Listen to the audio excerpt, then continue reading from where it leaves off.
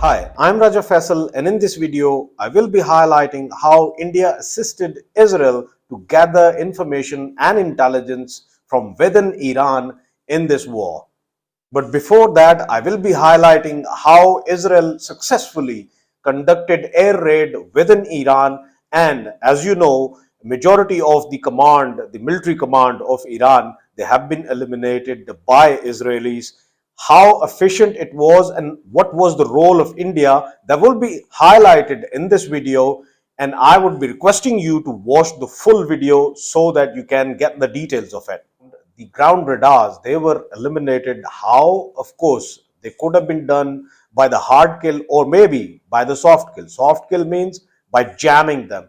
That is being reported that they must have been jammed. But there is another aspect which is being highlighted not only by the media but of course the Israeli authorities as well, and that is related to how efficiently they utilize their intelligence services and ground intelligence, the locations for all important radars and anti-aircraft and of course their air defense locations, and them locations they were provided to them by the intelligence services, and it is being reported and accepted by Israeli authorities as well that they have used drones that were originating from within Iran, and of course their agents, they have been active within Iran, and in some cases few of the places that got hit, of course these agents, they were not far, almost around 7 to 800 meters away from the actual location, and that's how they conducted the internal operation in Iran. After this first onslaught on the air defenses of Iran, of course, it was very easy for the Israeli fighter jets to penetrate, and of course, with the precision, they have been bombing the places within Iran, and they have claimed that, of course, the nuclear sites they have conducted air raids on, and then the high command, the very high command, the command of the military that was supposed to be sitting together next day to plan a retaliation in case Israel conducts any air raids, they were eliminated by Israel in this air raid, and it was of course made successful just because of one reason, that the air defenses they were neutralized initially, and that too with the help of the ground intelligence. Here, the most important aspect is how on earth Israel was so successful in having the ground intelligence. Well, of course, it is being reported that India has been behind it. Indian nationals, they have been, of course, reporting to Israel in assistance, and how that will be, of course, discussed in further in this video. And I would request you to watch further so that you can know how India assisted Israel. Important note here is that so far there is not a single statement from Indian Ministry of External Affairs regarding this attack, which was of course conducted by Israelis on Iran, and in which of course the high command, the military command of Iran, it has been eliminated, and of course more than 50 civilians, they lost their lives as well. So far, there is no condemnation, there is no statement from the Indian side. Why is it that India is not condemning it at all? Well, India is in alliance with Israel. Very recently, you must have seen how India was helped by Israel, and there are reports that Israelis, they were present in India, especially in Srinagar, when of course, the war between India and Pakistan was at full-fledged, and then, of course, during this raid, which was conducted by India on Pakistan in May this year, you must have seen that Harrops, they were used on Pakistan, and Harrops, of course, they have been given to India by Israel. So this is the level of Israel and India's cooperation and alliance, and that alliance must be playing its role in what assistance India might have given to Israel from within Iran against Iran.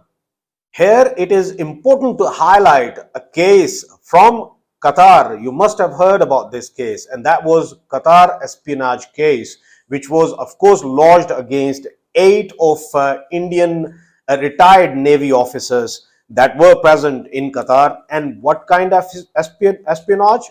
When it was further probed and the investigation took place, well, overall the case and the details of case, they are yet to come out, because they were, of course, put a curtain on the request of Indians and maybe some other forces as well, but Qatar did not disclose it.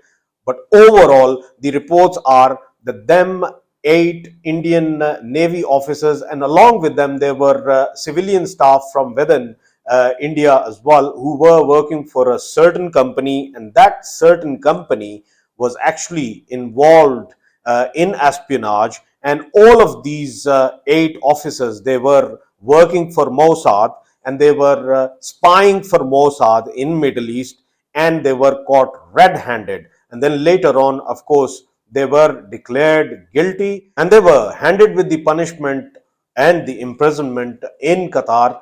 And that case is an evidence, that case is an example which I am just showing it to you, how Indian officers and how Indian retired officers and the existing officers of RAW, they help out Mossad, and how they are very well connected with Mossad.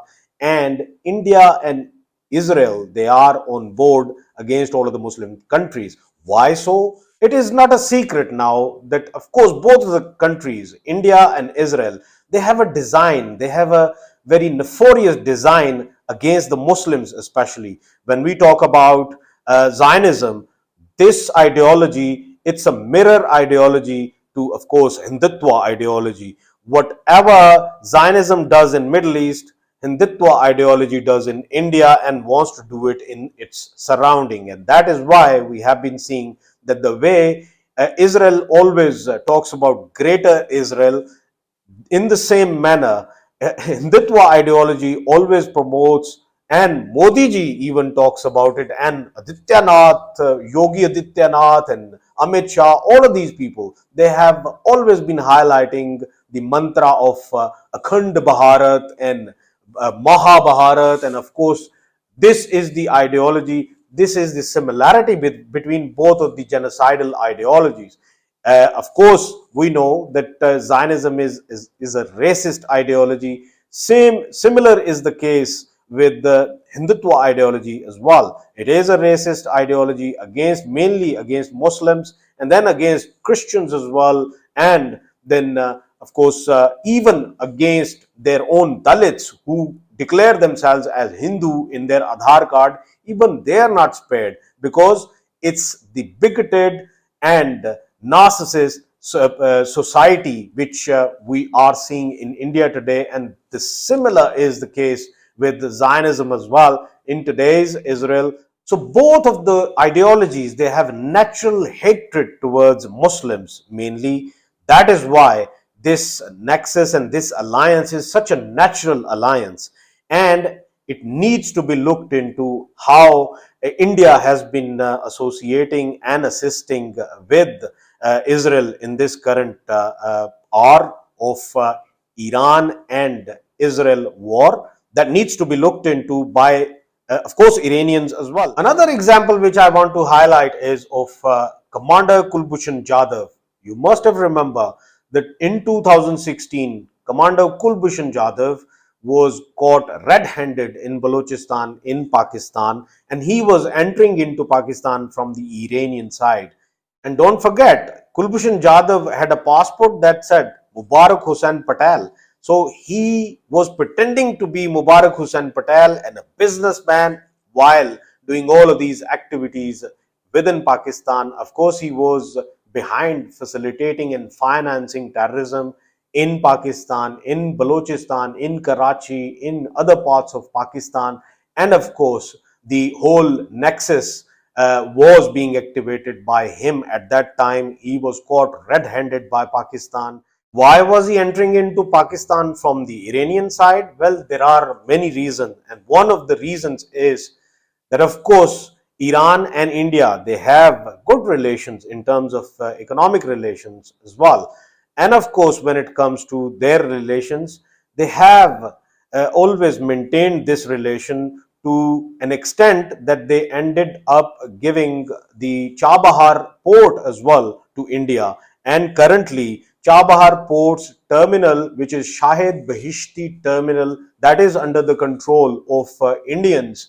And initially they required it because they wanted to trade with Afghanistan. Still they have it in the guise of trade, in the guise of economic ties. Of course, they have been, sending in spies, sending in espionage doctors within Iran, within Pakistan. And of course, when it comes to Iranian intelligence, maybe they were asleep, like they were asleep during this time when the whole nexus was active within Iran and they didn't know about it. And by the way, when we talk about this very nexus, the way they conducted it, it had so many similarities with whatever happened in Russia last month. To me, I think it's more like a CIA footprint or Mossad footprint that is being, of course, mirrored in both of the countries, in Russia and Iran. Of course, the raids which were conducted within Russia, they were quite similar to the initial raids, the initial drone raids conducted in Iran, because the whole attack was, of course, originating from within the country, from within Moscow, from within Russia, and at the same time from within Tehran and from within the whole Iran. So this has so many similarities. So to me, it has a footprint of Mossad and CIA, and that has been utilized. In this whole scenario, of course, Israel couldn't send in their own spies on ground. So in this whole scenario, Israel relied upon India to utilize their ground source, which was present in Iran, in shape of trade, in shape of economic ties between both of Iran and India. By the way, India still buys 425,000 barrels a day crude oil from Iran. Every day, Iran is selling that crude oil to, of course, India. That is an economic need of Iran. But when it comes to India, of course, India has its own design. And Indian workers who are working within Iran in the guise of, trade visa or business visa or whatever the visas they are holding in there, of course, both of the countries have good ties. Them people, eventually, they are working for Mossad, they are working for Israel, and they are making sure that Israel is successful in Iran. According to my sources, the Indian firms that are still sending their workers and they have on-ground presence within Iran are as such: Shapurji Polonji, L&T Subramaniam, SR Ravi Roya, and Adani, Gautam Adani. So all of these companies, they are active within Iran. They have a workforce in Iran. In the guise of who?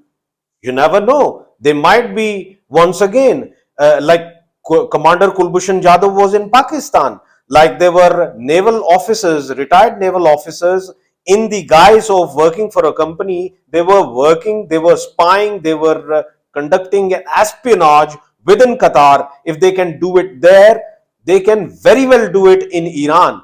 It is entirely up to Iranian authorities to scrutinize all of these people. And to me, I think it was an intelligence failure, counterintelligence failure at the Iranian part. Iranians, they must have been proactive about it.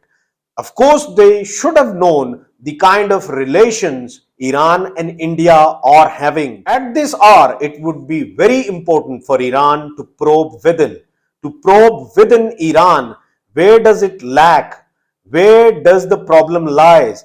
And one of the problems will be, of course, Indian presence within Iran. I think in coming days, it will be probed by Iran. Till then, of course, I am keeping an eye on Iran. What are the sort of steps they are going to take in coming future to further secure themselves? So far, Iranian counterintelligence has completely failed in this bout. And to me, I think they need to fix themselves before a larger disaster can take place in Iran once more. That's it from my side today. Take care of yourself.